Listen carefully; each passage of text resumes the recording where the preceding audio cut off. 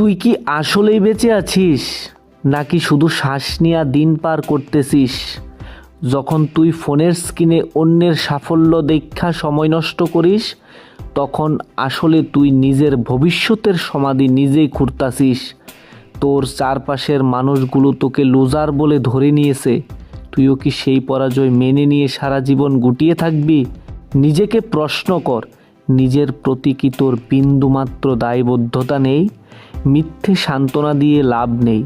সত্যিটা হলো পৃথিবী দুর্বলদের পিষে দিয়ে এগিয়ে যায়।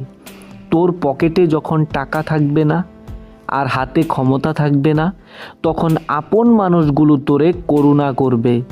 আর এই করুণা হলো বিষের মতো। তুই কি অন্যের দয়ায় বাঁচতে চাস, নাকি নিজের দমে সাম্রাজ্য গড়তে চাস? আরামের বিছানা তোকে শান্তি দিচ্ছে না, বরং তোকে তিলে তিলে পঙ্গু করে দিচ্ছে। ওখান থেকে বের হ। তোর লড়াইটা কেউ লড়ে দেবে না, কেউ তোকে হাত ধরে টেনে তুলবে না, বরং সবাই তোর পড়ে যাওয়ার অপেক্ষায় বসে আছে। এই অবহেলাকে জ্বালানি হিসাবে ব্যবহার কর।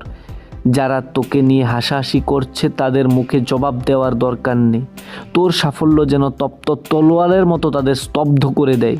মনে রাখিস, তুই ভিড়ের অংশ হতে আসিসনি, তুই এসেছিস ইতিহাস পাল্টাতে। সময় কারোর জন্য থাইমা থাকে না। মৃত্যু তো অবধারিত, কিন্তু মরার আগে বুক ফুলিয়ে বলতে পারবি তো, আমি জিতেছি। সাধারণ হয়ে জন্মেছিস ঠিকই, কিন্তু সাধারণ হয়ে মরিস না। নিজের ভেতরের সেই জেদি সত্তাটাকে জাগিয়ে তোল।